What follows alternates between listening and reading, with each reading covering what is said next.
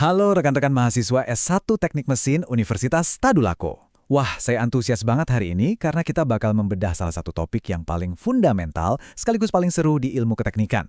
Sesi bedah materi kita kali ini dirancang khusus buat ngebawa kalian paham lebih dalam soal mekanika fluida, spesifiknya tentang dinamika aliran eksternal. Siapkan catatan kalian, karena kita nggak cuma bakal ngapalin rumus aja di sini. Kita bakal bongkar habis-habisan gimana sih fisika di balik interaksi fluida dengan benda padat. Yuk, langsung aja kita selami sama-sama. Sebagai pengantar, kita luruskan dulu nih tujuan utama kita menganalisis aliran eksternal.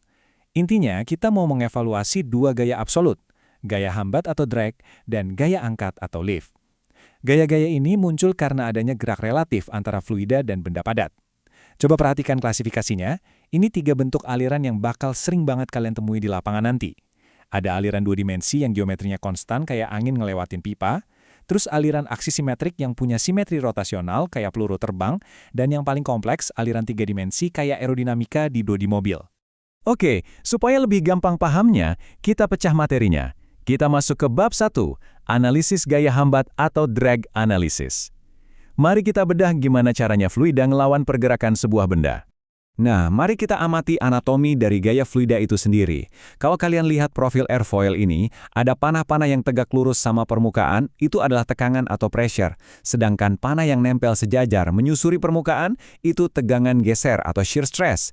Resultan atau gabungan dari gaya-gaya inilah yang melahirkan lift, yang narik ke atas, dan drag yang nahan ke belakang. Coba perhatiin rumusnya. Keduanya sama-sama dibagi dengan tekanan dinamis, yaitu setengah rho V kuadrat dikali luasan area. Paham di mana letak komponen tekanan dan tegangan geser ini? Tuh ibarat pegang kunci master buat buka semua misteri fenomena aliran eksternal. Sekarang kita gali lebih dalam. Total hambatan atau drag itu sebenarnya terbagi 2. Pertama, friction drag atau hambatan gesek. Ini murni karena viskositas fluida yang bergesekan sama dinding benda. Makanya, ini dominan banget di benda-benda tipis yang memanjang searah aliran. Nah, yang kedua itu pressure drag atau hambatan bentuk. Ini terjadi karena adanya perbedaan tekanan antara bagian depan dan belakang benda, gara-gara alirannya misah atau separasi. Pressure drag ini adalah musuh bubuyutannya benda-benda tumpul atau bluff bodies. Jadi, total koefisien drag itu ya gabungan dari gesekan dan tekanan ini. Dari sini, kita ketemu fenomena unik yang sering saya sebut paradoks streamlining. Kadang kita mikir, makin ramping dan panjang sebuah benda, makin kecil hambatannya kan? Lihat dulu grafiknya. Garis biru yang nunjukin pressure drag emang terus turun kalau bendanya kita panjangin. Tapi garis oranye yang nunjukin friction drag malah naik tajam. Kenapa? Karena makin panjang benda, makin luas permukaan yang bergesekan sama fluida. Jadi, mendesain bentuk aerodinamis itu sebenarnya soal optimasi matematis. Titik paling idealnya ada di dasar kurva cekung itu, tepat di rasio ketebalan berbanding panjang sekitar 0,25. Lebih panjang dari itu, hambatan geseknya malah bikin rugi. Terus, gimana kalau desainnya nggak optimal? Coba lihat ilustrasi separasi aliran ini. Ada satu titik kritis di mana fluida udah nggak kuat lagi ngikutin kelengkungan permukaan benda karena adanya tekanan balik. Fluida kehilangan momentum, lalu jreng, terkelupas dari permukaan.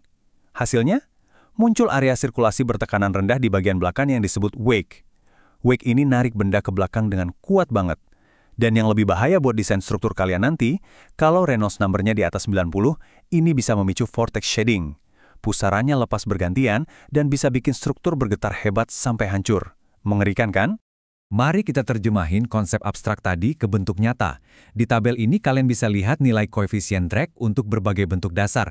Coba bandingin plat kotak tajam yang nilai CD-nya gila-gilaan di angka 2,2 sama profil airfoil yang bentuknya kayak tetesan air, nilai CD-nya cuma 0,04.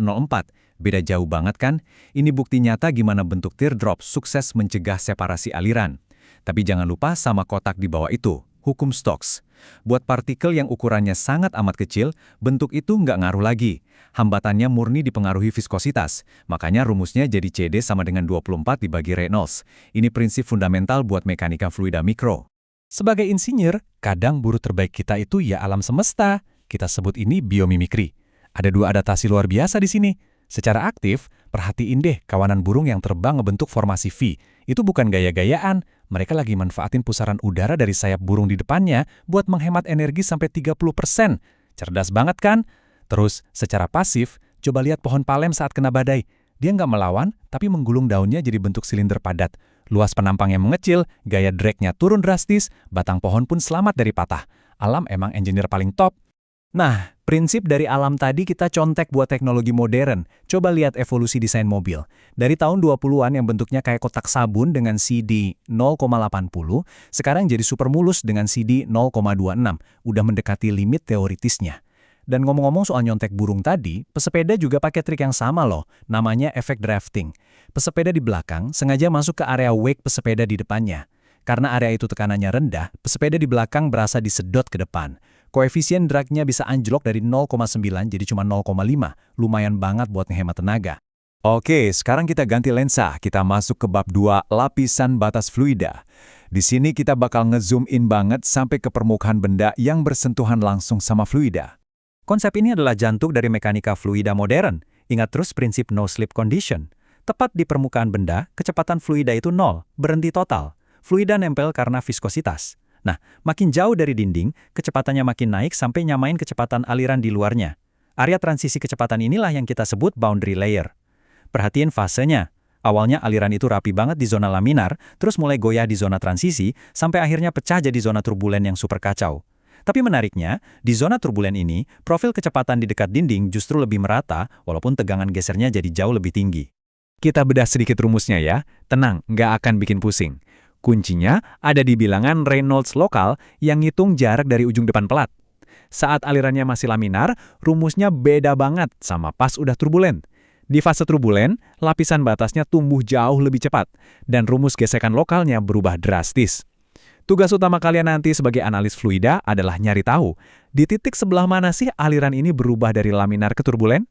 Karena itu bakal nentuin total drag keseluruhan dari benda tersebut. Pemahaman soal boundary layer tadi bakal bawa kita ke salah satu fenomena fisika paling mind-blowing di aliran eksternal. Bab 3, fenomena drag crisis. Momen di mana kekacauan justru ngebawa keuntungan. Coba perhatiin baik-baik kurva ini. Ini grafik hambatan buat silinder atau bola. Awalnya hambatannya tinggi dan stabil. Terus, wuss, lihat jurang curam di bilangan Reynolds 100.000 itu, hambatannya tiba-tiba terjun bebas. Inilah the drag crisis. Kok bisa? Gini, saat lapisan batasnya berubah jadi turbulen, aliran yang kacau ini secara ajaib punya momentum yang lebih besar. Momentum ini bikin fluida kuat nempel lebih lama di permukaan bola, sehingga titik separasinya mundur jauh ke belakang. Hasilnya, area wake menyempit drastis dan pressure drag langsung hancur seketika. Luar biasa kan? Dan ini dia aplikasi nyata dari drag crisis paradoks kekasaran permukaan.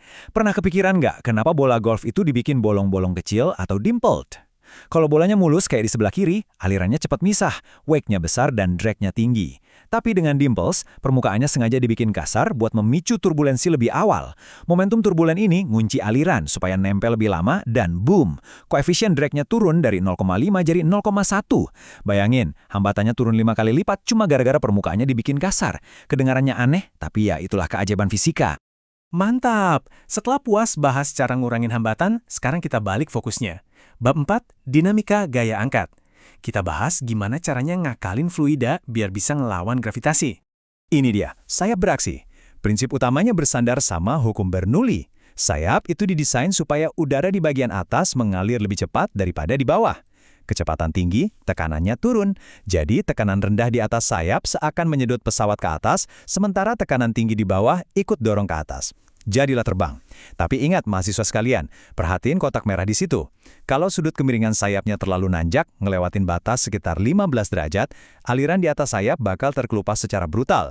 Gaya angkat lenyap mendadak dan pesawat bakal jatuh atau stall. Ini batas nyawa, jadi harus banget diingat. Cuma sayangnya, dunia kita ini 3 dimensi, bukan 2 dimensi. Di ujung sayap, udara dari bawah yang tekanannya tinggi selalu nyari celah buat bocor ke atas yang tekanannya rendah. Akibatnya, terbentuklah pusaran ujung sayap atau tip vortices, mirip kayak 2 tornado kecil yang ngekor di belakang pesawat. Pusaran ini nyedot banyak banget energi mesin dan nyiptain hambatan baru yang disebut induced drag. Pusaran ini super kuat dan bisa bertahan di udara sampai belasan kilometer loh. Itulah alasan kenapa pesawat Cessna kecil dilarang keras terbang tepat di belakang pesawat jet komersial besar. Bisa terlempar mereka. Sebagai penutup sesi kita yang seru ini, kita bahas efek Magnus. Pertanyaannya, gimana bola bulat yang nggak punya sayap bisa terbang melengkung? Jawabannya, spin alias putaran. Ingat no slip condition tadi? Saat bola berputar, dia nyerat lapisan udara di sekitarnya.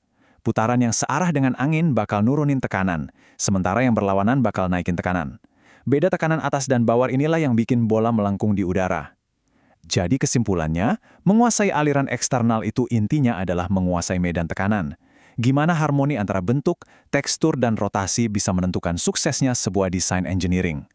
Gimana rekan-rekan Universitas Tadulako? Udah siap memanipulasi fluida di proyek kalian selanjutnya? Sampai jumpa di bedah materi berikutnya dan teruslah berinovasi.